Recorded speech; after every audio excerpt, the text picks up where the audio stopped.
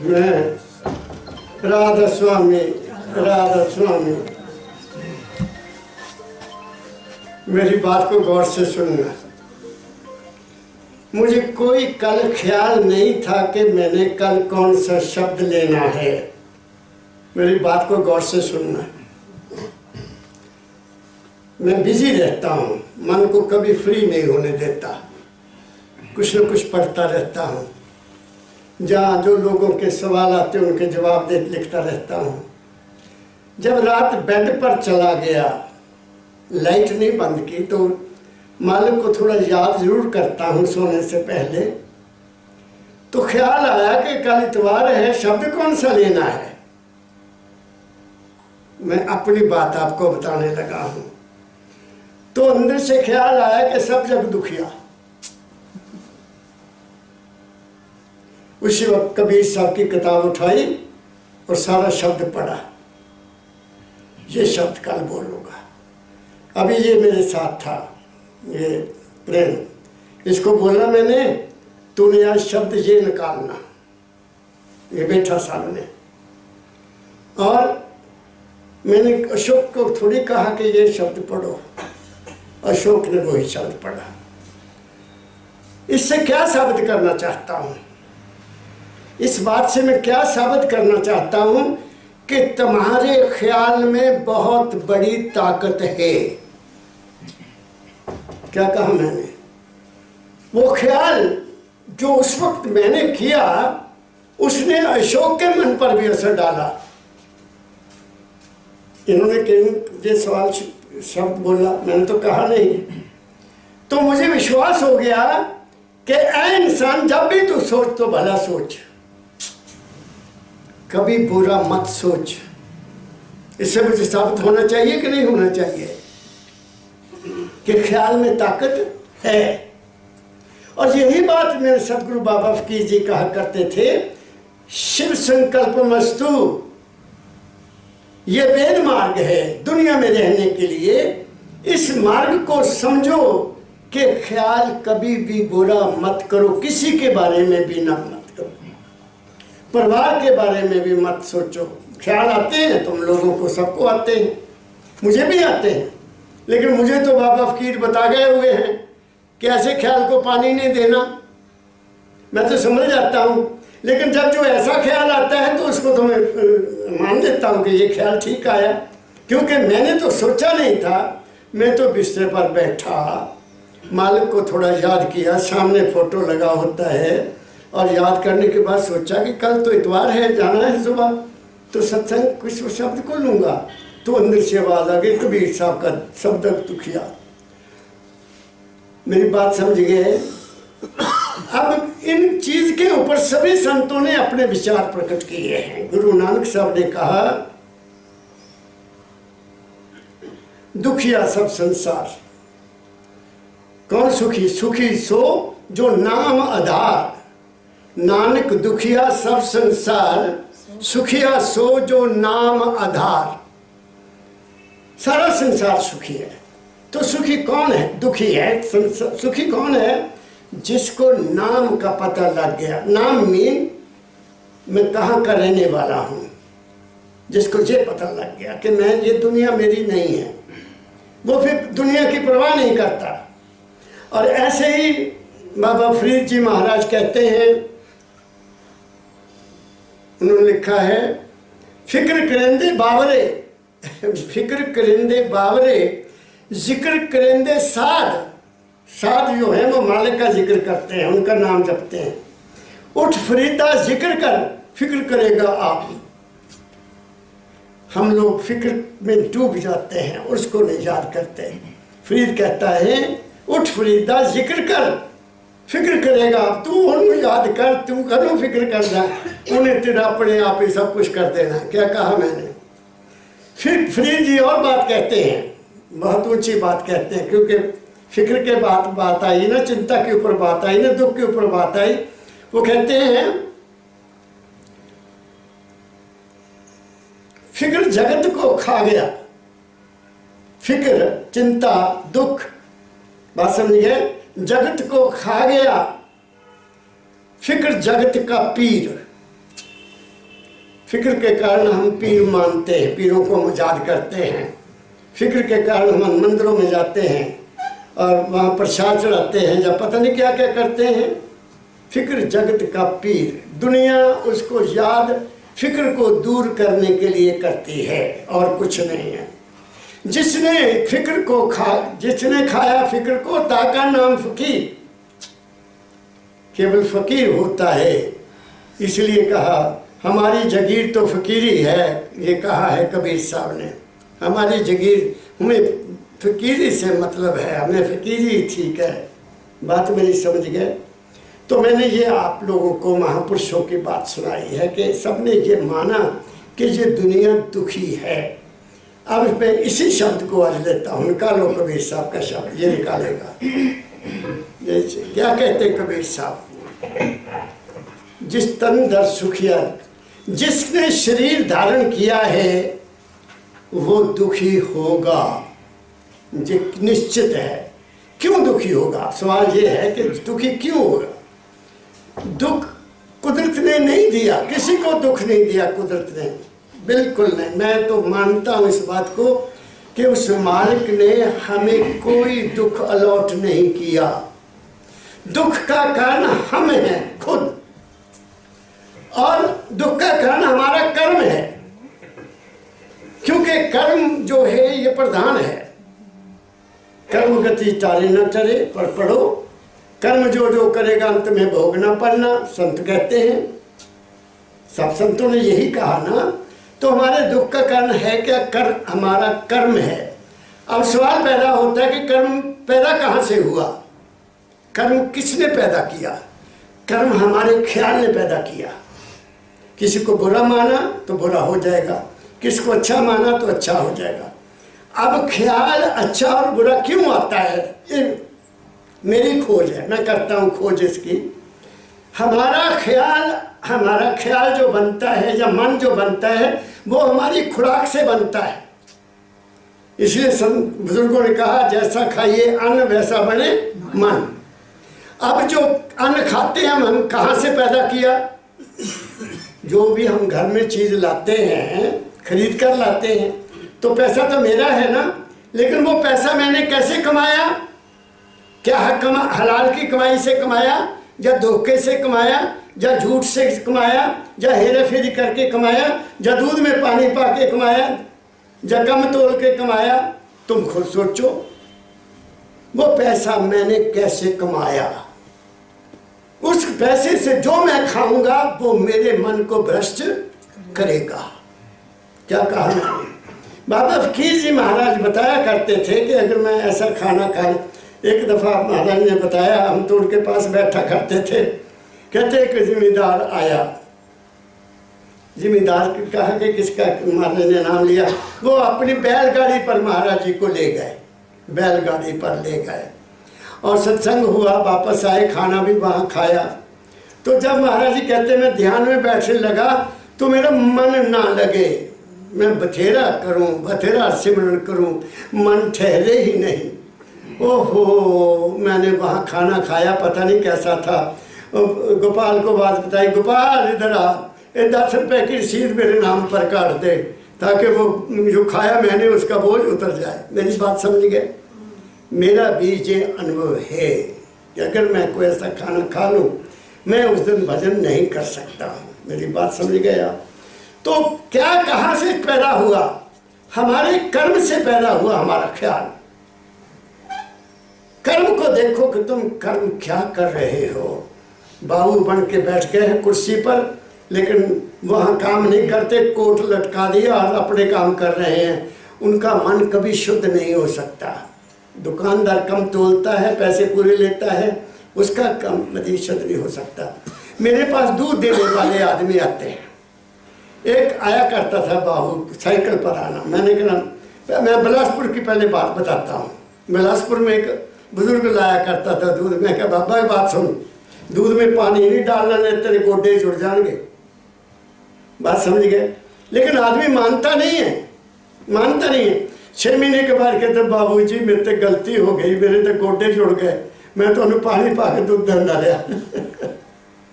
फिर मैं उन्ना आ गया तो वहाँ एक साइकिल पर आया करता था। मैं कहा भाई गल सुन, पानी च ना पाना देखना, पानी डालेगा तो गोडे रह जाएंगे, और वो भी रह गया। फिर एक मोटरसाइकिल पर आने लगा, मैं तो जानता हूँ इस फिलोसफी को। मैं कहा सरदार जी मेरी गल ध्यान ना सुनो, इधर आओ सानू जो दुध देना ना, पैसे बेशक ज़्यादा ले जाना, पानी वाला दुध नहीं देना। जे तुसी पानी वाला दुध दोगे तो तुहानू सीखते जाना, सीखते जाना। वही बात हुई, गोडे जुड़ गए, दूध देना बंद कर दिता, और उस तो बाद मैंने पता लगा बाद चो मर गया। कहाँ जाना है? जाना है हमने तो चुनरी को गंदा करके क्यों जाना है? ये शरीर जो है इसको आप समझो, ये उस मालिक ने तुम्हें दिया है, तुमने नहीं बनाया। तुम मंदिर बना सकते हो, तुम मस्जिद बना सकते हो, मूर्ति बना सकते हो, लेकिन तुम अपने आप को नहीं बना सकते। तुम्हें बनाने वाला कोई और है। तो जिसने तुम्हें बनाया है वो तुम्हारा ख्याल करेगा। जैसे तुम लोग मंदिर में मूर्ति बनाते हो, उसका स्नान कराते हो, सफाई करते हो, करते कि नहीं हो? तुमने मंदिर बनाया, उसकी देखभाल करते हो कि नहीं करते? करते हो ना। तो जो उसने बनाया उसकी क्यों नहीं करते? मेरी बात को ध्यान से सुनो, तुम सत्संग में आए हो, जो उसने बनाया उसका तो बेड़ा गर्क करते हो। जो अपने आप बनाया, मंदिर मूर्ति बनाया, उसको तो बड़ा स्नान कराते हो, और उसके कपड़े भी पहनाते हो, फिर उसको मत्था भी टेकते हो। ना वो बोलती है ना चलती है, मूर्ति तुम्हारी को बात को सुनने के तैयार नहीं है। लेकिन संत दावा से कहते हैं कि तुम ठीक काम करो भाई, तुम्हें दुख नहीं होगा। तो दुख का कारण भगवान नहीं है, हम हैं, अपने दुख के कारण हम हैं। ये मैं आपको साबित करना चाहता हूँ। इसलिए सत्संग में आए हो तो साफ हो जाओ।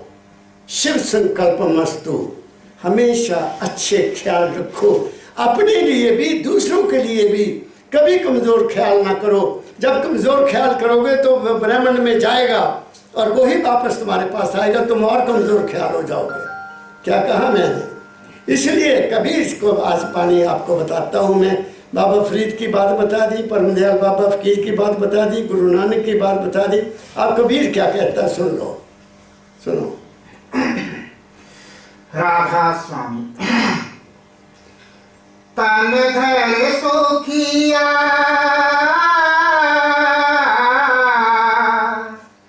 तन घर सुखिया, कोई न देखा,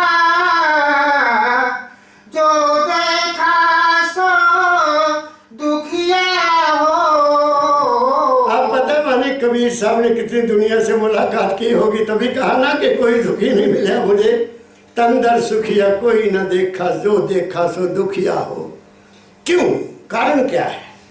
दुखी होने का कारण क्या है कि इंसान ने अपने आप को नहीं समझा।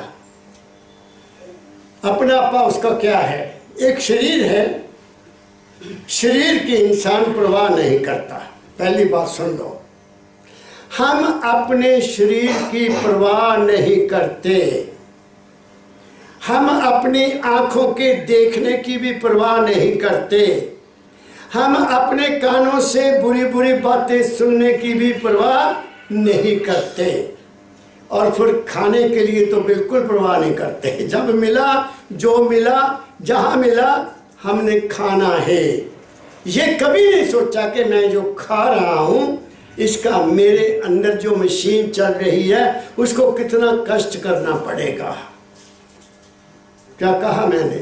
मेरी बात को सुन लो। क्यों दुखी है हम? तन दर सुखिया कोई नहीं देखा।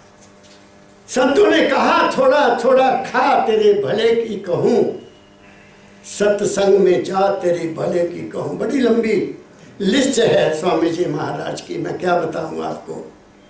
बाबा फकीर जी महाराज कहा करते थे हमें, बच्चों जब रोटी स्वाद करने लगे, बहुत स्वाद है, खाना बंद कर दो।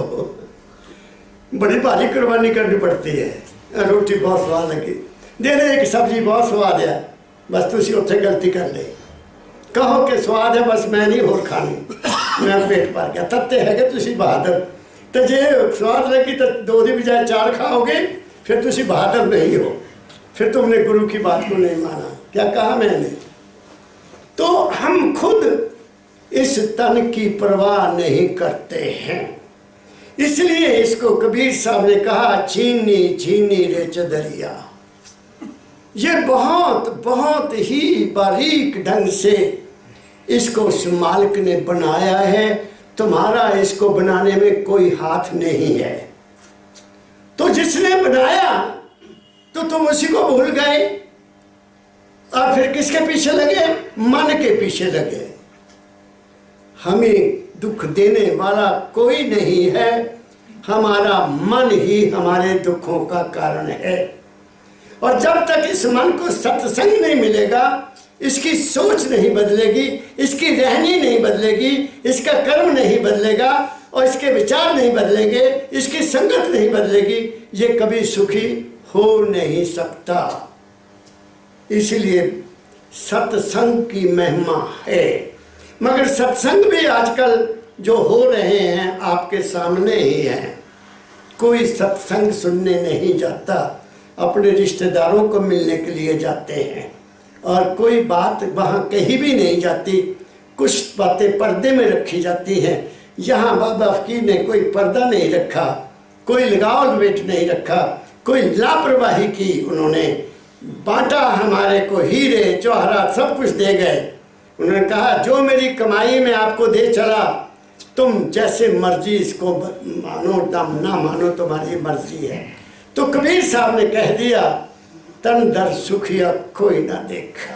कोई भी नहीं, देवी देवता भी नहीं सुखी हैं, कोई जोगी ज्ञानी कोई भी सुखी नहीं है।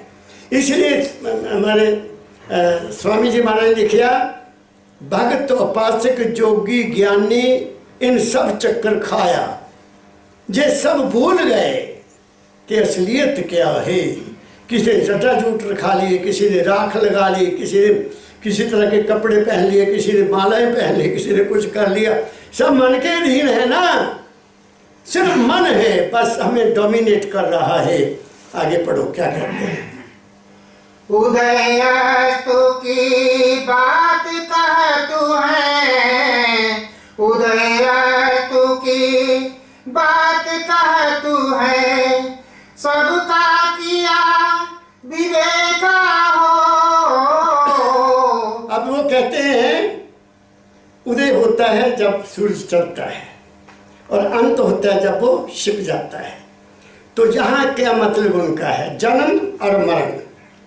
उन कहते हैं मैंने जन्म से लेकर मरण तक हर चीज का विवेक प्राप्त किया है। क्यों दुखी है हम, मैंने उसी का जिक्र आपके साथ किया। बचपन से लेकर जवानी तक, जवानी से लेकर बुढ़ापे तक आप 4 आश्रम है। हमारे गृहस्थ आश्रम है, उससे पहले ब्रह्म आश्रम, ब्रह्मचर्य आश्रम है, गृहस्थ आश्रम है, वानप्रस्थ है और लास्ट में संन्यास है। अब चारों का तुम विवेश आप खुद उसका अपने जीवन का आप खुद देखो कि तुमने क्या किया या तुम क्या कर रहे हो। जब दुख होता है तो तुम अपने आप से पूछो कि क्यों हुआ ये दुख। एक तो है लेना देना बना हुआ है, ये जिसका हमने देना है उसको हमने देना है, जिसका हमने लेना है उसका हमने लेना है। मेरी बात समझ गए? तो जो लेने देना है उसको तो तुम देना ही पड़ेगा, चाहे कोई बेटा बन के आ जाए, चाहे कोई बेटी बन के आ जाए, चाहे कोई बाप बन के आ जाए, चाहे कोई पत्नी बन के आ जाए, चाहे कोई पति बन के आ जाए। वो तो हमारे पिछले कर्मों का चक्कर है। हमारा ये जन्म हुआ क्यों? पहली बात ये है, इस हमारा जन्म इसलिए हुआ कि हमने जो पिछले जन्म में किया वो हमने अपनी पट्टी साफ नहीं की थी। हमारे मन में कुछ रह गया था, हमारा मन कोई आशाएं लेकर मरा, हमारा मन ने आशाएं रखी और शरीर मर गया। तो वो जो आशाएं हैं वो ब्रह्मांड में रहती हैं और वो हमें दोबारा जन्म लेने पर मजबूर करती हैं। ये बहुत ऊंची बात मैंने आपसे कही है। इसलिए मरने से पहले मन को मारना है। अगर मन नहीं मरा तो फिर दोबारा जन्म होगा। कबीर साहब ने तभी कहा अपने मन को, अरे मन थकत थकत थक जा, अब तू थक जा, थको, पहले थक जाओ, इतना काम कर। अगर तुम शारीरिक रूप से काम करोगे तो तुम्हें नींद आएगी कि नहीं आएगी? और मन में अगर कोई चिंता है, कोई फिक्र है, कोई भी बात है, तुम्हें रात को नींद नहीं आती। कभी इधर करवट लोगे, कभी इधर करवट लोगे, कभी इधर करवट लोगे, सारी रात चिंता में निकल जाती है। उसका तुम्हारे शरीर पर असर नहीं होता क्या? शरीर का असर होगा, क्योंकि रात तो सोने के लिए है, दिन कर्म करने के लिए है, सुबह शाम भजन करने के लिए है। लेकिन क्या हम इस बात को करते हैं? कबीर कहता है मैंने देखा है, मैंने विवेक किया है, जन्म से लेकर मरण तक मैंने विवेक किया है, कोई भी सुखी नहीं है। क्यों नहीं सुखी? क्योंकि उनको अपनी जिंदगी की असलियत का ज्ञान नहीं है कि मैं कौन हूं, मैं कौन हूं। मेरी बात आप समझ रहे हो? इसलिए संतों ने तो बिल्कुल क्लियर बात कर दी है। लेकिन इस कलयुग में सुनता कौन है? कोई नहीं सुनता। जहां तुत्ती की दयाल जी महाराज कहते थे, दादा दयाल जी ने बहुत लिखा और लिखने के बाद कह दिया, सुनते नहीं है गाफिल दुनिया के मेरा कलाम, बेदार होके कहता हूँ तबीर खाब की। मैंने सारा पता लग गया, लेकिन मेरी बात में कोई सुनता ही नहीं है, कोई नहीं सुनता। बात मेरी समझ रहे हो? अब कबीर साहब ने जहाँ हमें जन्म से लेकर बता दिया कि मैंने दुनिया में किसी को भी सुखी नहीं देखा, जन्म से लेकर मरने तक लोगों को मैंने देखा, सभी जीवन में दुखी दुखी दुखी। कोई किसी कारण से दुखी है, कोई किसी कारण से दुखी है, और वो दुख भोगते भी हैं, फिर भी अक्ल नहीं आती, फिर भी नहीं समझते कि हमें दुख क्यों आया है, दुख का कारण क्या है, क्या मेरे से कोई गलती हुई है। हमारा कर्म हमें भोगना ही पड़ेगा, चाहे कोई संत है, चाहे कोई गुरु है, चाहे कोई चेला है, चाहे कोई राजा है, चाहे कोई रंग, कोई भी है, उसको अपना कर्म भोगना पड़ेगा। ये कुदरत का सिद्धांत है। तुम पूजा करो, पाठ करो, जो मर्जी करो, हाँ एक निकलने का रास्ता है जो मेरे सदगुरु बाबा फकीर जी ने बताया।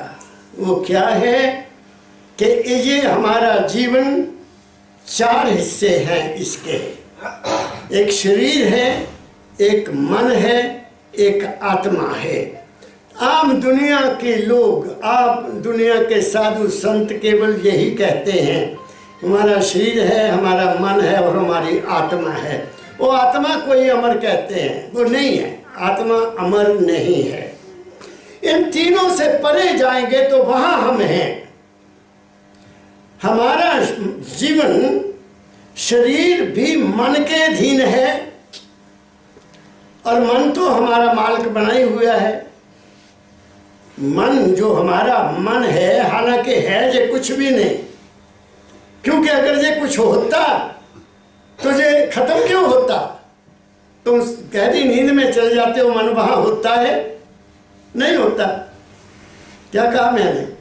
ऐसे ही जिंदगी के पार जाने के लिए हमें उस अवस्था में जाना है जहां मन नहीं है। क्या कहा मैंने? जहां मन नहीं है वहां क्या है? वहां तुम हो। और तुम क्या हो? तुम प्रकाश हो, तुम शब्द हो, और उन तीनों के मालिक तुम हो।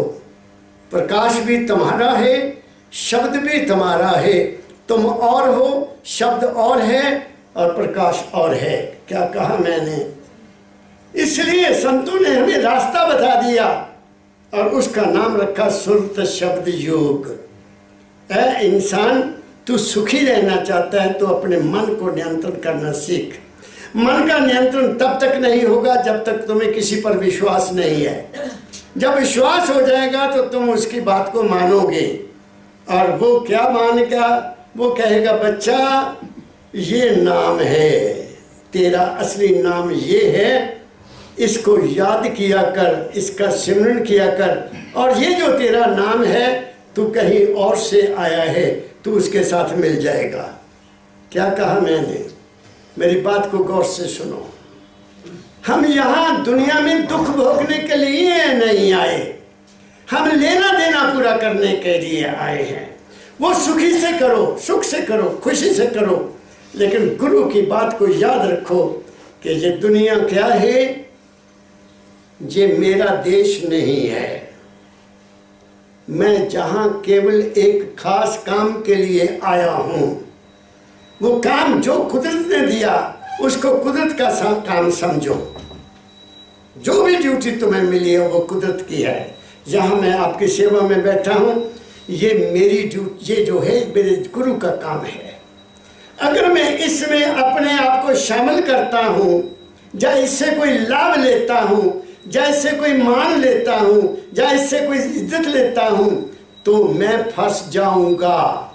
इसलिए मैं सेवक हूँ आप लोगों का। मुझे कोई किसी तरह की कोई इच्छा नहीं है, केवल गुरु की आज्ञा का पालन करना मेरी इच्छा है और कोई इच्छा नहीं। क्या कहा मैंने? इसलिए अंदर से आवाज आती रहती है, क्योंकि गुरु कहाँ है? गुरु है कहाँ? दाता दयाल जी महाराज बार बार हमारे दाता परम दयाल फकीर जी को लिखते थे, फकीरा गुरु तो तेरे पास है, तेरे तन में, तेरे मन में, तेरे श्वासों श्वास। तो फिर गुरु कहाँ हुआ? तुम्हारे अंदर ही हुआ ना। वो कौन है जो तुम्हारे अंदर है? वो तुम्हारा अपना अप्पा है। तुम हो, तुम मन नहीं हो, शरीर भी नहीं हो, आत्मा भी नहीं हो। तुम you are the master of your self. तुम खुद हो, अपने मालिक हो। लेकिन दुनिया ने इसको दुविधा में रखा है, दो पने में कर दिया। उसकी पूजा करो, उसकी पूजा करो, उसके संत मत में किसी की पूजा नहीं है। गुरुर ब्रह्मा गुरुर विष्णु गुरुर्देवो महेश्वरा गुरु साक्षात परब्रह्म तस्मै श्री गुरु वे नमः। गुरु है केवल, और कुछ भी नहीं है। वहाँ भगवान भी नहीं है। गुरु के गुरु गोविंद दोनों मिले, काके लागू पाए। ये पता नहीं कबीर साहब का है या किसका है, मुझे नहीं पता। कहते गुरु भी मिल गए तो गोविंद भी खड़े, दोनों किसके पाँव लगूं? बलहारी गुरु अपने जन गोविंदियों मलाए। मैं तो अपने गुरु को ही प्रणाम करूंगा, मैं नहीं किसी और को मानता हूँ। क्या कहा मैंने? ये संत मत है, जो गुरु मत है। इसके ऊपर चलोगे तो पार हो जाओगे, मन मत पर चलोगे तो पार नहीं होगे। आगे घाटे बाड़े सब जग दुखिया, घाटे बाड़े सब जग दुखिया, क्या गिरही बैरागी हो, क्या गिरही बैरागी हो। अब कबीर जी कहते हैं कि किसी को घाटा पड़ गया वो भी दुखी। घाटा तो पड़ेगा, बिजनेस करने वालों को, ऐसी बात नहीं है। 2020 में 21 में कोरोना में लोग बर्बाद हो गए ना, दुनिया अपने अपने कारोबार बंद कर गई। दुखी कितने दुखी हुए, कर्जे में आ गए। कर्जा है लोगों के ऊपर, अभी तक भी कई लोग कर्जा नहीं उतार पाए हैं और दुखी होते हैं। क्यों? ये संसार काल और माया का है, समय का है। यहाँ समय बलवान है, समय में हरकत होती है। उस हरकत का हमारे मन पर भी असर होता है, हमारे ख्याल पर भी असर होता है। और उस ख्याल को समझना है कि ये ख्याल क्यों आया। जो सुबह ख्याल है वो शाम तक नहीं रहता, जो शाम का ख्याल है वो सुबह तक नहीं रहता, बदल रहा है ना। तो अगर इस बात का पता चल जाए कि ये ख्याल है, कुछ भी नहीं है, बाकी मेरा लेना देना, फिर तुम काहे की चिंता करोगे? फिर कोई चिंता नहीं रहती। ये कहते काटे बाड़े सब जग दुखिया। फिर गृहस्थी भी दुखी है और फिर जोगी भी दुखी है। ये वैरागी है ना, वैरागी जिसने सारी दुनिया छोड़ दी है, उसको अपनी रोटी का लाला पड़ा रहता है कि अब मैं शाम की रोटी कहाँ से खाऊंगा, मांग कर खाना पड़ेगा ना। तो जो मांग के खाता है, क्या उसका मन शुद्ध होगा? हो ही नहीं सकता। क्या कहा मैंने? मांग के खाने वाला कभी मन शुद्ध नहीं हो सकता। इसलिए गुरु नानक साहब जी ने एक वाणी में लिखा है, काल खाए, काल में मेहनत करके खाए। परमदयाल जी महाराज क्या कहा करते थे कि भी अगर कोई काम और नहीं है, बुजुर्गों को कहते थे कपड़े फाड़ के सिया करो। और बुजुर्ग उनके पास आते थे, बाबा जी मैं तो काफ़ी उनके पास क्लोज बैठा करता था ना, बाबा जी बहुआ ख्याल नहीं कर दिया कुछ भी, मैं तो बहुत दुखी हाँ। तो महाराज ने पूछना तू करदा की हूँ ना? मैं की करा बाबा जी, हूँ मैं की करा, कुछ नहीं करता। तो फिर सेवा किधर तू फिर मंगदा होएगा खाण नूं जो कुछ भी कहेगा तो उन्होंने कहना कि बैठा पहला करता कुछ करता सही। बाबा जी की करूँ कहते तू ऐसा किया कर, जल्द कुड़ियाँ स्कूल बच्चे नूं छड्डण जांदियां ना वो कहने बेटी तू रहन दे मैं बच्चे छड्ड आना स्कूल, शाम नूं जिस बच्चे लैन जाना वो लैन जानिया तुसीं लैन दे, ठीक है। और फिर जब बहू ने कोई चीज़ लियानी गुजारो बेटा तू रहने दे, मैं लिया देना सब्जी, मैं लिया देना ये चीज़, और जो बाकी पैसे बचे वो वापस दे देते तो थोड़ी देखो तो बहू इज्जत करेगी कि नहीं करेगी, जरा करके देखो। तो महीने के बाद वही बुजुर्ग है बाबा जी बहुत सेवा कर दिए, बहू ने बहुत सेवा कर दिया। क्यों कर दिए सेवा? कि तुम उनके हाथ से हाथ बटाते हो तो सेवा करेंगी, तुम डोमिनेट करते हो तो फिर गलत बात है। मेरी बात समझ गए? फिर ठीक नहीं है। इसलिए शिकायत करना बंद करो। शिकवा शिकायत वो करते हैं जिनको महल में राज नहीं होता, जिनको हकीकत का पता लग गया वो शिकवा क्यों करेंगे? वो क्यों करेंगे शिकवा? नहीं करते, किसी के खिलाफ नहीं करते। इसलिए गृहस्थी भी दुखी है और वैरागी भी दुखी है। वैरागी भजन नहीं कर सकता। क्या कहा मैंने? इसलिए सारा संसार दुखी है। आगे बताऊंगा कि कौन सुखी है, आगे चलो। घाट बाढ़ सब जग दुखिया, त्यागी नहीं बैरागी हो, सुख देव अचारज दुख के डर से, सुख देव अचारज दुख के डर से, गर्भ से माया त्यागी हो। सुखदेव ऋषि हुए, पता नहीं किसी ऋषि के जब बेटा है सुखदेव। लोग कहते हैं कि वो 12 साल माँ के गर्भ में रहा और 12 साल के बाद पैदा होकर जंगलों में भाग गया। ये गलत है। 12 साल कोई भी अपनी माँ के गर्भ में नहीं रह सकता। मतलब ये है कि गर्भ में, क्योंकि वो एक ऋषि का पुत्र था, एक ऋषि के घर में पैदा होना था, तो वहाँ घर में, जिस घर में ऐसी बातचीत होती रहे, संसार के बारे में होती रहे, वैराग्य के बारे में होती रहे, माया के बारे में होती रहे, ईश्वर के बारे में होती रहे, काल के बारे में होती रहे, तो उसका बच्चे के ऊपर असर होता है। क्या कहा मैंने? तो क्योंकि वो ऋषि के घर में था, तो ऋषि के घर में तो फिर ऊपर की बात होती होगी। मेरा अपना विचार है कि वो तो ऐसी बात कोई करते नहीं होंगे, तो उसने गर्भ में ही सीख लिया था माँ के कि ये दुनिया कुछ नहीं है, ये काल और माया की दुनिया है। और वो पैदा हुए और उसी के बाद उन्होंने संन्यास ले लिया। मेरी बात समझ गए? अगर अभिमन्यु माँ के गर्भ में, जब अर्जुन वो क्या था, उसको बेदने की बात बता रहा था, उसने अपनी माँ के गर्भ में सीखा कि कैसे उसमें अंतर चक्रव्यूह में जाएगा, तो क्या इसके ऊपर असर नहीं हुआ होगा? लोग कहते हैं कि 12 साल माँ के गर्भ में रहा, वो गलत है, झूठी बात है। हाँ, उसके ऊपर अपने माँ के गर्भ में ही असलियत का उसको ज्ञान हो गया कि ये दुनिया कुछ भी नहीं है, ये काल और माया की दुनिया है। इसलिए उसने उसको वही त्याग दिया। पढ़ो इस लाइन को दोबारा। सुखदेव अचारज दुख के डर से, गर्भ से माया त्यागी हो। सवाल ये कि कहते हैं उसने माया को त्याग दिया। माया क्या है? माया जो दुनिया का धन नहीं है, इसके बगैर तो गुजारा ही नहीं है। खूब कमाई करो, पैसा कमाओ, दुनिया में रहना है, हर तरीके का सुख प्राप्त करो, कौन रोकता है?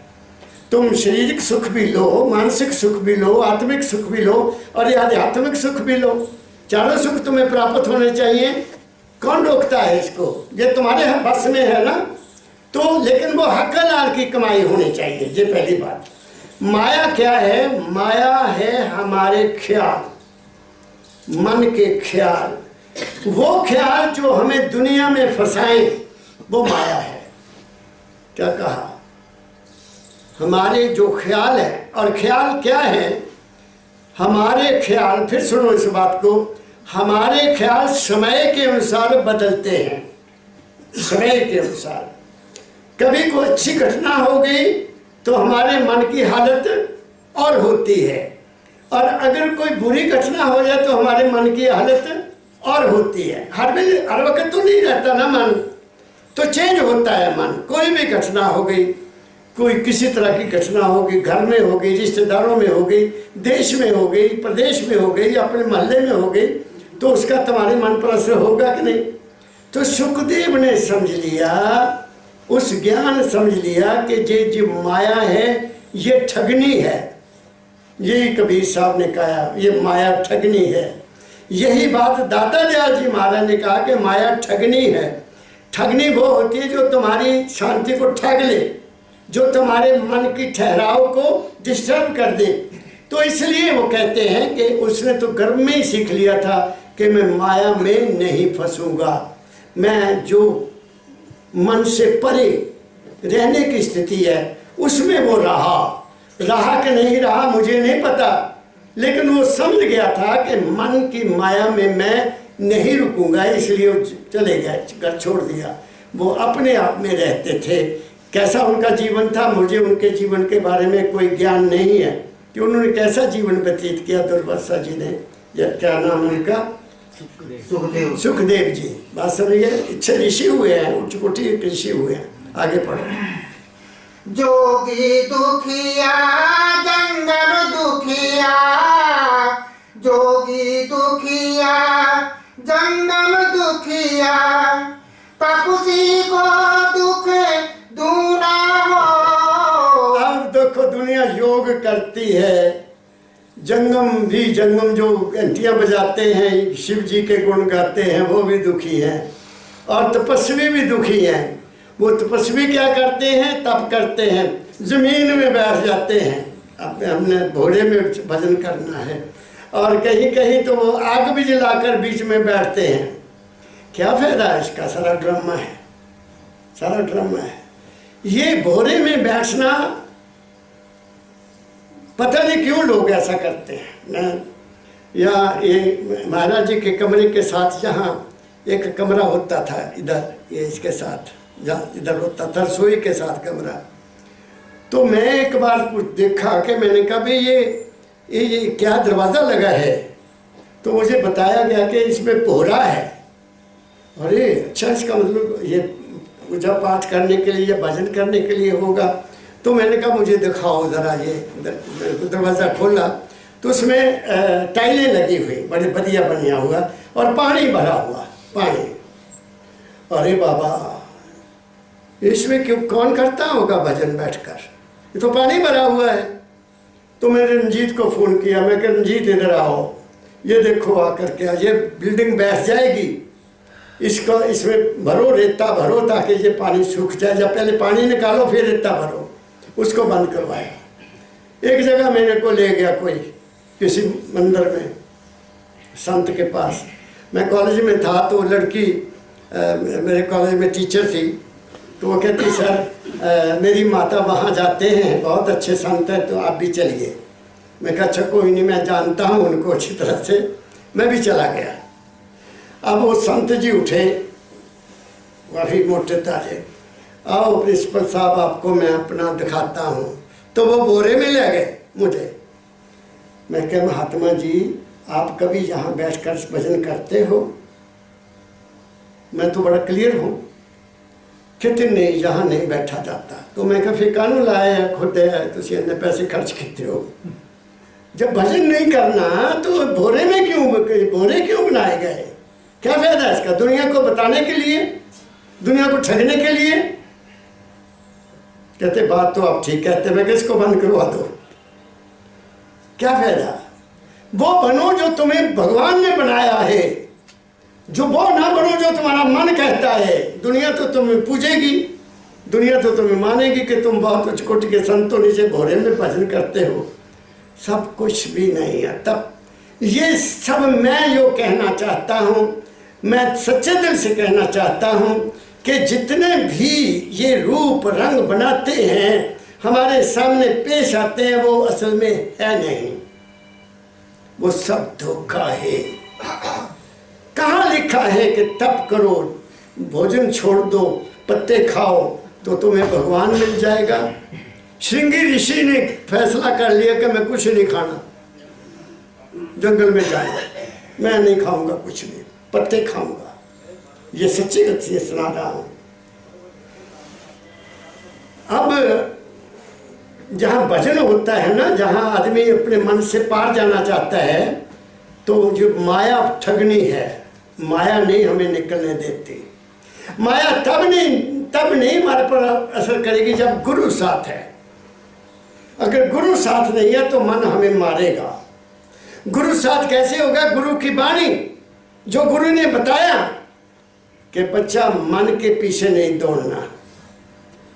मैंने तो आपको बता दिया हुआ है, मुझे देश है कि मन की किताब पढ़ना इसलिए मन की किताब पढ़ता हूं तो मुझे बहुत कुछ मिल जाता है, पता लगता कि मन है क्या। तो श्रृंगी ऋषि जी चले गए, तो माया जो थी इसने कहा कि इसको ठगना है। माया मीन्स स्त्री उस जमाने के मुताबिक। तो उसने क्या कहा कि जब वो तप करता था तो वो क्या करता था, उठकर दरख्त को चाट लेता था। दरख्त को मीठे, जंगल में दरख्त तरह तरह के मीठे होते हैं, तो उसमें शक्ति मिल जाती थी उसको जीने की। तो उन्होंने क्या किया, स्त्री ने उसको शहद लगा दिया। जब वो भजन में बैठा था जाके शहद लगाया है, ये सच्ची कथा है। तो जब वो उठा तो थोड़ा लगाया, ज़्यादा नहीं। उसने जब चाटा कहता अच्छा ये तो दरख्त मेरे ऊपर मेहरबान हो गया है, उसने वो चाट लिया शहद। दूसरे दिन थोड़ा और लगाया, तीसरे दिन थोड़ा और लगाया, तो उसको थोड़ा शक पड़ गया कि जहाँ कोई आता है, जहाँ कोई आता है। तो उसने देखा कि मैं देखूं कौन आता है। एक सुंदरी आई, जब वो शहद डालकर चली तो उसकी बाजू पकड़ ली, कहते आप कहाँ जाना है, यहीं रहो, मेरे पास रहो, हम जीवन गुजारेंगे। बात समझ गए ना? तो वो अपने इष्ट से गिर गया। ऐसे ही ये क्या नाम है, हमारा गोरखनाथ का मुशंदर गुरु था, उसका भी ऐसी कथा है। तो ये माया जो है, इससे निकलना जब तक गुरु की कृपा ना हो। गुरु की कृपा है उनका ज्ञान, गुरु की कृपा है उनका दिया हुआ ख्याल। वो ख्याल आपके साथ अगर सदा रहता है तो तुम गिरोगे नहीं, क्योंकि आपका रूप तो बता देते कि तुम असल में ये हो बच्चा, ये नहीं हो, तो तुम बच जाओगे। इसलिए कबीर साहब ने जहाँ लिख दिया, कौन कौन दुखी हैं? जोगी दुखिया, जंगम दुखिया, तपस्वी दुखिया दूना हो। तपस्वी उससे भी ज़्यादा दुखिया। कितने कष्ट देते हैं अपने शरीर को। कहीं नहीं लिखा कि भूखे रहोगे रोटी आपको भगवान मिल जाएगा, व्रत रखोगे आपको भगवान मिल जाएगा, यात्रा करोगे आपको भगवान मिल जाएगा, ये करोगे तो ये हो जाएगा। नहीं, वो नहीं किसी को मिलता, वो किसी को नहीं मिलता। ना वहाँ उसको कोई रूप है, ना उसका कोई शक्ल है, ना उसका कोई रंग है, तो वो किसको मिलेगा? उसको केवल वो मिलेगा जो पहले वैसा बनेगा। फिर मैं बताता हूँ, मैं फिर क्लियर करता हूँ। जो कम भी हम माया दुनिया में मन के अधीन करते हैं, फिर एक दोबारा कह देता हूँ ताकि तुम ज़्यादा क्लियर हो जाओ। हमारे शरीर की दुनिया और है, शरीर का हमारा शरीर को देखो तुम, अपने शरीर को देखो तुम, इस शरीर की बनावट को देखो तुम, इस शरीर में क्या क्या हो रहा है उसको देखो तुम हैरान हो जाओगे, जिसका तुम्हें ज्ञान ही नहीं है। इसमें हार्ट अपना काम कर रहा है, किडनियाँ अपना काम कर रही हैं, लिवर अपना काम कर रहा है, और लंग्स अपना काम कर रहे हैं, हर अंतड़ी अपना अपना काम कर रही है। आँखों के पीछे बैठा हुआ कुछ और है, वो अपना काम कर रहा है। कानों को सुनने वाला भी कोई है, ये पर्दा थोड़ी सुन रहा होता, पीछे कोई बैठा थोड़ी सुनता है। इसके खेल को देखो, आप हैरान हो जाएंगे और तुम कहोगे कि मैं तो कुछ भी नहीं करता, तो करने वाला कोई और है ना अंदर आपके। तो इस शरीर में मन है, तो बताइए मन का किया हुआ कभी पूरा होगा? कभी नहीं होता। मन के द्वारा की गई पूजा, मन के द्वारा किया गया दान, मन के द्वारा किया गई यात्रा, मन के द्वारा रखे गए व्रत, मन के द्वारा किया गया भेष बनाया हुआ, क्या तुम्हें वो पार कर देगा? नहीं करेगा। मन तुम्हें बाहर नहीं जाने देगा। आगे हमारी क्या है? आत्मा है, वो प्रकाश रूप है। वहां चले जाओगे तो तुम्हें ज्ञान हो जाएगा कि मैं प्रकाश रूप हूं, लेकिन उस प्रकाश को देखने वाला कोई और है। तब तुम्हें पता चलेगा कि प्रकाश भी मैं नहीं, मैं तो अलग हूं, प्रकाश से अलग हूं। क्या कहा मैंने? फिर जैसे तुम अलग होगे तो फिर शब्द हो जाएगा। तब तुम्हें पता चलेगा कि मैं न शरीर हूं, न मन हूं, न आत्मा हूं, न प्रकाश हूं, न शब्द हूं। मैं इन चारों से अलग हूं। और जो चारों से अलग होगा उसको उसका पता चलेगा, किसी को और को नहीं चल सकता। मैं बहुत ऊंची बात कर दी है। क्या कहा मैंने? तो ये मार्ग जो है ये अंदर का मार्ग है, ये बाहर का कुछ भी नहीं है। तुम जो मर्जी करो। हाँ, इतना जरूर कहा है, दुनिया में रहने के लिए कर स्नान सिमर प्रभ अपना तन मन रहे अरोगा। ये जरूर कहा है संतों ने। उठो, स्नान करो और अपने प्रभु को याद करो। तुम्हारा कौन सा प्रभु है? तुमने हर ने अपना अपना प्रभु माना हुआ है ना। कोई राम जी को मानता है, कोई भगवान कृष्ण जी को मानता है, कोई हनुमान को मानता। मानो, कौन कहता है ना मानो? तुम्हारी मनोकामना पूरी होती रहेगी, लेकिन तुम्हारा मन नहीं काबू में आएगा। मन तो काबू में आएगा, वो अलग रास्ता है। क्या कहा? दुनिया अलग है, वो रास्ता अलग है। दुनिया में किसी का भी सहारा ले लो तुम पार हो जाओगे, दुनिया के काम होते जाएंगे। लेकिन गुरु का सहारा सबसे बड़ा माना गया। आगे पढ़ो। आशा तृष्णा सबको व्यापे, आशा तृष्णा सबको व्यापे, कोई बाल ना सुना हो। रीजन बता दिया, कारण बता दिया कि किस कारण हम दुखी हैं। आशा, तृष्णा, कामनाएं हमारी, ये भी मिल जाए, ये भी मिल जाए, ये भी मिल जाए, ये भी। ये दरवाजे खोल दो जरा बेटा, ये आप बैठो बेटा, बोल देंगे, दरवाजा खोलो। आशा, जो हमारी आशाएं हैं कि ये बन जाए, ये बन जाए, ये बन जाए, है ना। सारे लोग आशाएं से दबे हुए हैं। आशा, तृष्णा, कोई महल नहीं सूना। महल में शरीर, कोई भी इंसान का शरीर सूना नहीं है, कुछ ना कुछ कोई बनना चाहता है। जब तुम्हें यह विश्वास हो जाए कि जिस लाइन पर मैं आया हूं, मुझे जो इस लाइन पर लाया है, क्या वो तुम्हें अधूरा छोड़ेगा? जिसको डॉक्टर की एडमिशन मिल गई वो डॉक्टर बनेगा, उसको विश्वास करना चाहिए। क्या कहा मैंने बेटी? जिसको डॉक्टरी की एडमिशन मिल गई उसको मिशन दिलवाने वाली को ताकत है। चाहे वो खुद कहे कि मैंने नीट पास किया, मैंने खुद ये किया, वो अपने आप हो रहा है। जिसने डॉक्टर बनना है वो डॉक्टर बनेगा, जिसने प्रोफेसर बनना है वो प्रोफेसर बनेगा, जिसने इंजीनियर बनना उसने इंजीनियर बनना है। मेरे दादा कभी कभी वहाँ हम बैठे होते थे, कहा करते थे, बेटा हर इंसान अपने जीवन का सब हिस्सा लेकर दुनिया में आया है। हर इंसान को अपनी ड्यूटी मिली है। यहाँ हालात के मुताबिक हर इंसान अपना कर्म करने के लिए आया है। कोई जानवर मारने के लिए यहाँ आया है, कोई जानवर की सेवा करने के लिए यहाँ है, कोई लूटपाट करने के लिए आया है, कोई बैंकों में पैसा रखने के लिए आया है। ये सब चीज़ अलॉट हुई है, इसको कोई रोक नहीं सकता। जब हमें ये विश्वास हो जाएगा कि कोई पावर मेरे पीछे है, मैं करता नहीं हूँ, कर्ता कर्म से न्यारा, कोई हमारा है, हमारे पीछे है। जिस दिन तुम्हें यह विश्वास हो गया तुम जिंदगी में सफल हो जाओगे। क्या कहा? जब तक मन में हो वहाँ चिंता आएगी, फिक्र आएगा, दुख आएगा, नींद भी खराब होगी और भूख भी मर जाएगी। जहाँ चिंता है, जहाँ आशा है, लिव एट हिज विल। मेरे सतगुरु बाबा फकीर जी आया करते थे, मैं उनके साथ होता था तो वहाँ पहले आते थे, दाता तेरी मौज। क्या कहा मैंने? दाता तेरी मौज।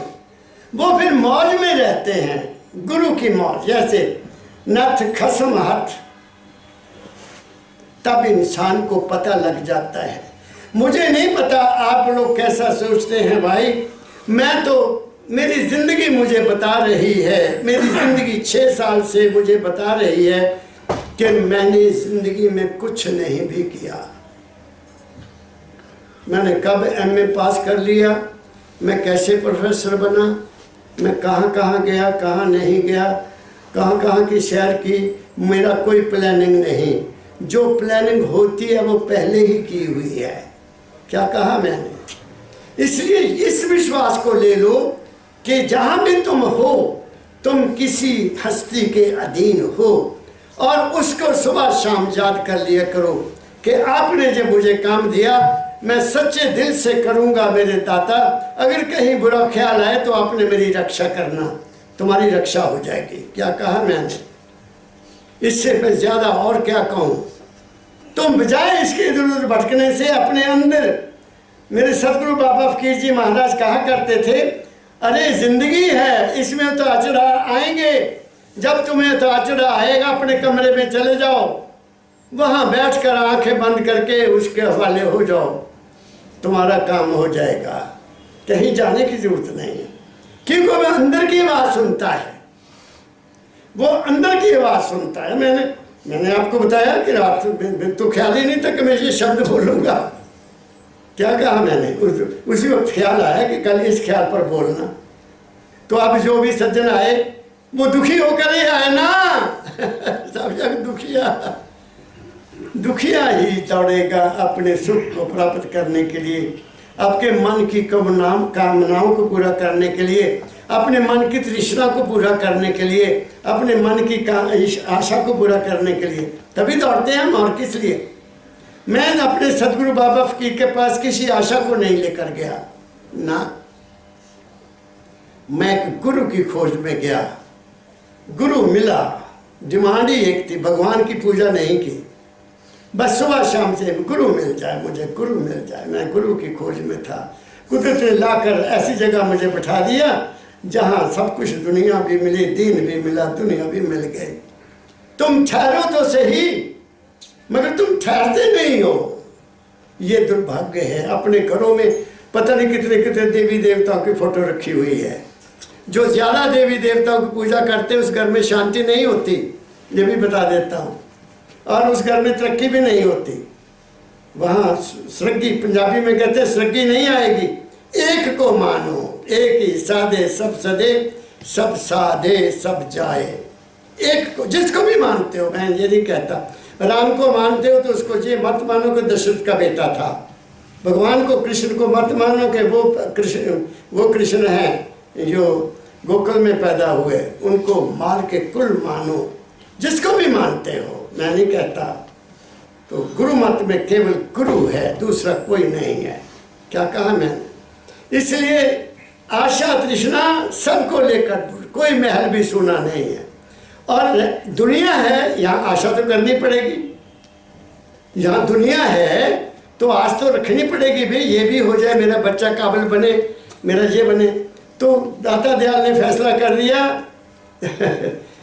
दाता दयाल, आस कर गुरु की दया की, हो न तू निराश कभी, जो हुआ निराश समझ ले तू न गुरु का दास कभी।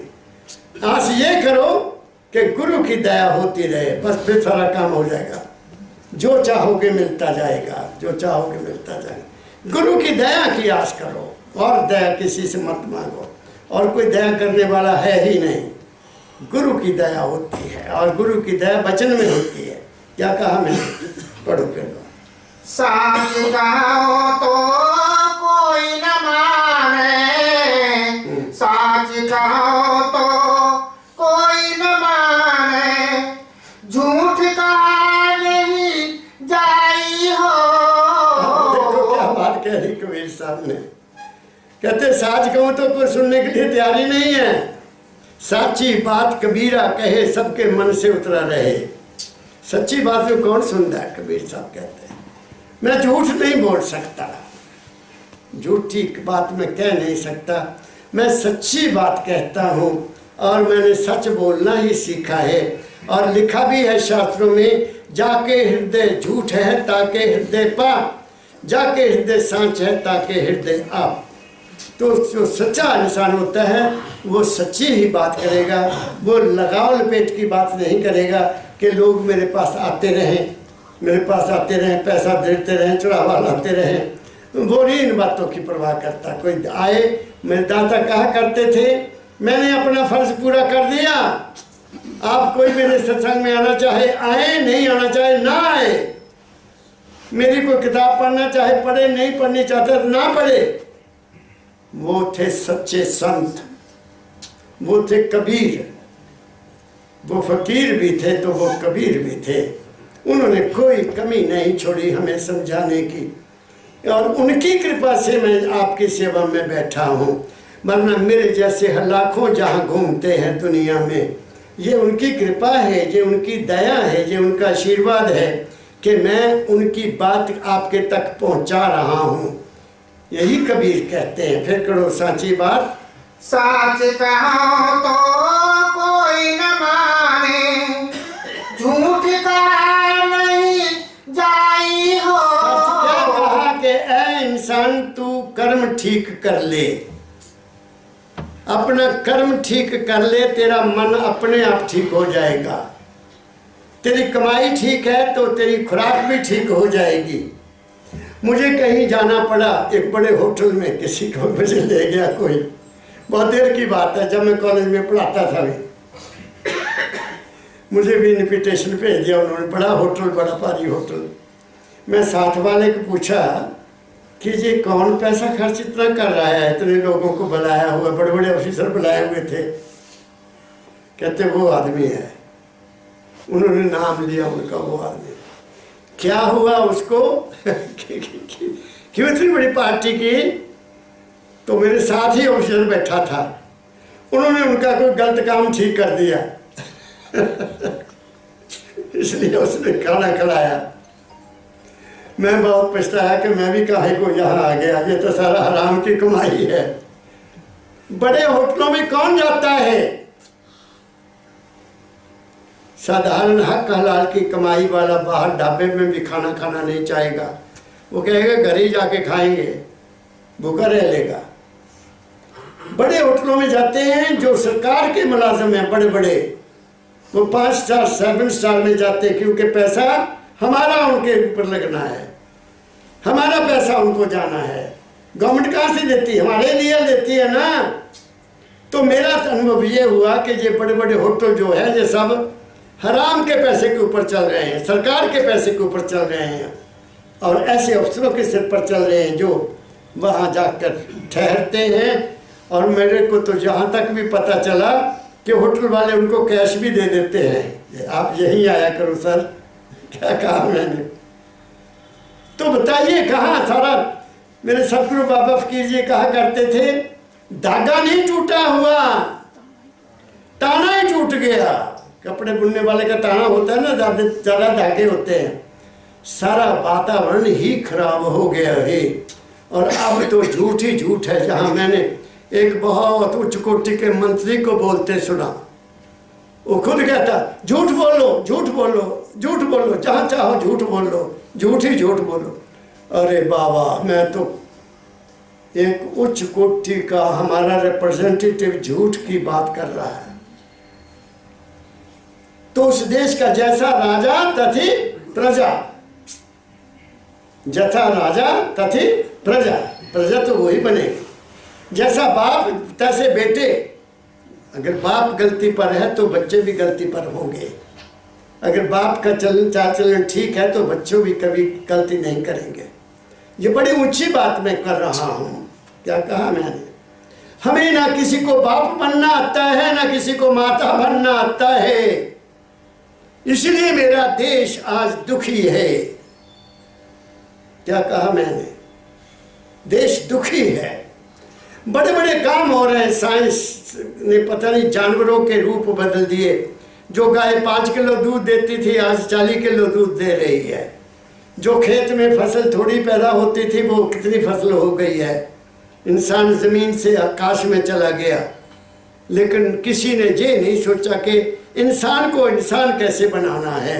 हालांकि बड़े गुरुद्वारे हैं देश में, बहुत मंदिर हैं देश में, मस्जिदें हैं, बड़े बड़े आचार्य भजन पाठ कर रहे हैं, लेकिन इंसान का रूप नहीं बदला है। किसी ने किसी को सच्चाई नहीं बताई है। हमें बस मनोरंजन हमारा कर दिया। इस मनोरंजन ने हमारा बेड़ा गर्क कर दिया है। आत्मानंद नहीं दिया हमें सुरत का आनंद नहीं दिया, हमारी शांति नहीं दी जो हमारे उन्होंने छीनी है, मगर हमें गलत रास्ते पर लगाकर हमारे जीवन को बर्बाद कर दिया। मैं तो यूँ कहूँगा। क्या कहा? अभी कल मैं पढ़ रहा था, ऐसे देख लेता हूँ, कभी कुछ पढ़ता नहीं हूँ, तो वहाँ एक संत तो जेल में है, लेकिन फिर भी लोग उसकी प्रशंसा करते फिरते हैं। अब बताइए मुझे लिखना पड़ा वहाँ 2 लाइनें लिखनी पड़ी कि ये अंधा है संसार सारा, जग में घोर अंधेरा भारी, तन में तम का भंडारा। इतनी दुनिया पागल है कि उनको पता ही नहीं कि ये क्या है, कौन है, कैसा है। वो अपने कर्म का फल भोग रहा है, तुम भी भोगोगे। तुम गलत आदमी का साथ दे रहे हो, अच्छे आदमी का साथ दो, गलत आदमी का साथ क्यों देते हो? लेकिन नहीं है। साची बात कबीरा कहे, सबके मन से उतरा रहे, यही कहते हैं। साची बात फिर पढ़ो यही लाइन। साच कहो तो कोई न माने, झूठ कहा नहीं जाई हो।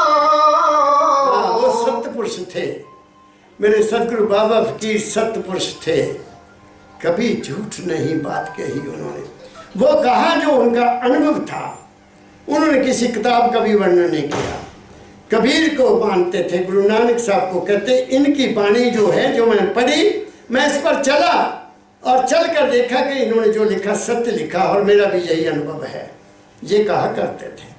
तब माना, जब अपना अनुभव कर लिया कि आत्मा से ऊपर कोई चीज है और वो मैं हूँ, मैं मन नहीं हूँ, शरीर नहीं हूँ, आत्मा नहीं हूँ। क्या कहा मैंने? आगे पढ़ो। ब्रह्मा विष्णु महेश्वर दुखिया, ब्रह्मा विष्णु महेश्वर दुखिया, जिन्हें राह चलाई हो। कहते हैं तीनों को हम उनकी पूजा करते हैं, भगवान शिव की पूजा करते हैं, नारायण की पूजा करते हैं। वो भी दुखी हैं। क्यों दुखी हैं? क्योंकि उनको इंसान का शरीर नहीं मिल रहा है।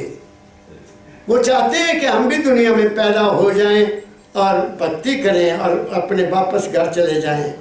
उनकी ड्यूटी लगी हुई है। ब्रह्मा की ड्यूटी उत्पत्ति करना, विष्णु की ड्यूटी लगी हुई है पालन पोषण करना, और शिव की ड्यूटी लगी हुई कि तुम श्रृंगार करो।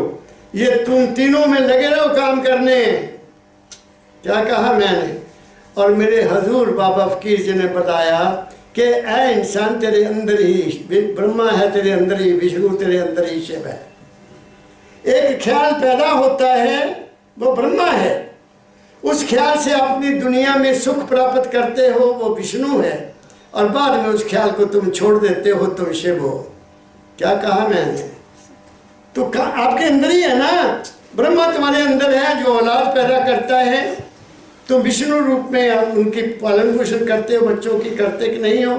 जब वो अपने बड़े बड़े हो जाते हैं तो तुम एक तरफ हो जाते हैं, जब वो तुम्हें छोड़ देते हैं जब तुम उनको छोड़ देते हो। क्या कहा मैंने? ये जो ब्रह्मंडे सोई पिंडे, जो कुछ भी ब्रह्मांड में है वो तुम्हारे अपने शरीर में है, उसकी खोज करो। बाकी बहुत लंबी बात हो जाएगी, आगे चलो। अवधू दुखिया भूपति दुखिया, अवधू दुखिया भूपति दुखिया, रंग दुखी विपरीती हो। अब फैसला कर दिया उन्होंने, अवधू होता साधु, वो भी दुखी। राजा भी दुखी, और रंक जो गरीब से गरीब होता है, क्योंकि उसके हालात ठीक नहीं होते, विपरीत होते हैं ना। रोटी खाने को नहीं मिलती, रहने को मकान नहीं है, सारा दिन मेहनत करता है, उसको वो सुख नहीं मिलता जो गरीब होता है, जो दूसरों को देख के रोटी खाता है, मेहनत करता है, तो उनको भी सुख नहीं है। देख लो, आप देख लो, मैं तो बड़े बड़े घरों को देखा है, बड़े बड़े अमीरों को भी देखा है, रोटी खाने से पहले भी दवाई खाते हैं, रोटी खाने के बाद में भी दवाई खाते हैं, रात को सोने के पहले भी दवाई खाते हैं, नींद आ जाए। क्या कहा मैं, मेरे को एक सज्जन मिले, कहते मुझे नींद नहीं आती बाबा जी, मैं बहुत सारी। अच्छा, किसी को मानते हो तुम? जी मानता हूँ। किसको मानते हो भाई? कोई नाम लिया उन्होंने, मैं क्या उनको याद किया करो। कहते कैसे याद करें जी, हमारे को तो चिंता लगी रहती है, ये भी काम नहीं हुआ, वो भी काम नहीं हुआ। अब चिंता है तो वहाँ चिंतन कैसे आएगा? चिंतन तो तब होगा जब तुम चिंता रह तो हो जाओगे, तब चिंतन शुरू होगा अंदर। चिंतन और चीज़ है, चिंता और चीज़ है। चिंतन होता है मन ठहर जाता है, चिंतन में एक जगह मन ठहर जाता है, चाहे वो नाम के सिमरन में लग जाए, चाहे वो गुरु के रूप में लग जाए, चाहे वो गुरु की वाणी के साथ जुड़ जाए, वो ठहर जाएगा। जब चिंता है तो मन कभी इधर जाएगा, ऐसे कर लूँ, ऐसे कर लूँ, उसके पास जाऊँ, उससे सलाह लूँ, लगा रहेगा ना, तो उसको नींद कैसे आएगी? इसलिए कबीर साहब ने कह दिया, न राजा सुखी, न रंक सुखी, न अबदू सुखी, कोई भी सुखी नहीं है। तो फिर क्या बनेगा, ऐसा उन्होंने कहा है। आगे चलो, आगे। कहे कबीर सकल जग दुखिया, कहे कबीर सकल जग दुखिया, संत सुखी मन जीती हो। अब यहाँ फैसला कर दिया, सारा संसार दुखी है, केवल संत सुखी है। कैसे? मन को जीत लिया उन्होंने। या तो मन को गुरु के हवाले कर दिया, या मन के ऊपर आप सवार हो गए, या मन के मुंह में सिमरन डाल दिया, भजन डाल दिया, ज्ञान डाल दिया, अनुभव डाल दिया, और अपने आप को पहचान लिया कि मैं हूँ ही नहीं। वो मन से ऊपर रहते हैं। जो मन से ऊपर चला गया, उसके लिए ना नरक है, ना स्वर्ग है, ना दुख है, ना सुख है, वो अपने घर जाता है। हमारा मन ही हमारे जन्म का कारण है, हमारा मन ही हमारे मन का कारण है, हमारा मन ही हमें सुख देने का कारण है, हमारा मन ही हमें दुख देने का कारण है, हमारा मन ही हमारा गुरु है, और हमारा मन ही हमारा चेला है। ये भी मैं कह देता हूँ, ये दाता ने कहा। मन नहीं है, जिधर मर्जी लगा लो, मन ने मान लिया कि ये मेरे गुरु हैं, तो वो ठहर जाएगा। अगर मन ने माना नहीं, इसलिए बाबा सावन सिंह जी महाराज ने कहा हुआ है कि भाई किसी भी महापुरुष को जे नहीं तुम गुरु मानते, तो उसको अपना भाई मान लो, उसको अपना ताया मान लो, उसको अपना चाचा मान लो, कुछ तो मानो। जो मानोगे उसका असर तुम्हें मिल जाएगा। मिसाल दाता परमदयाल जी कहा करते थे, बेटा अपनी माँ को देखता है, उसको माँ का सुख मिलता है। भाई अपनी बहन को देखता है, उसको बहन का सुख मिलता है।